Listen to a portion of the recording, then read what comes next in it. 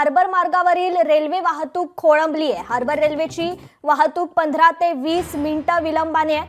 तांत्रिक बिघाड झाल्यामुळे ही लोकल सेवा खोळंबल्याचं समजतंय।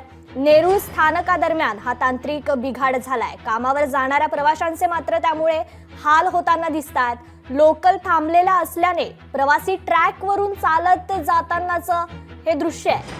पनवेल स्थानकावर प्रवाशांनी मोठी गर्दी केलेली आहे। तांत्रिक बिघाड झाल्याने या ठिकाणी लोकल सेवा खोळंबलेली आहे। नेरूळ स्थानकादरम्यान हा तांत्रिक बिघाड झालाय। कामाच्या वेळेत हा तांत्रिक बिघाड झाल्यामुळे प्रवाशांची मोठी गर्दी या स्थानकावर झालेली आहे।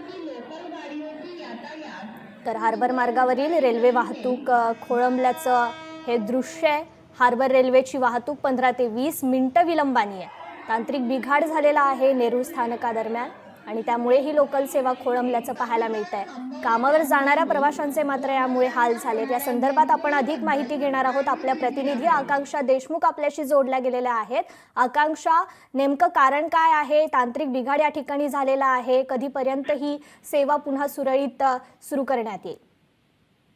नक्कीच हार्बर लाईनवरील जी नेरूळ स्थानक आहे त्या दरम्यान कुठेतरी ही ट्रेन अडकलेली आहे आणि तांत्रिक बिघाड झाल्यामुळे ही लोकल सेवा उशिराने आहे।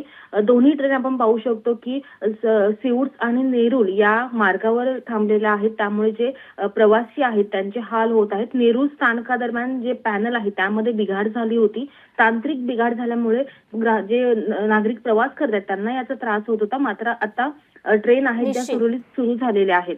निश्चित, धन्यवाद आकांक्षा तुम्ही दिलेल्या या माहितीबद्दल। लोकशाही मराठी ऐका, पहा, जागरूक रहा।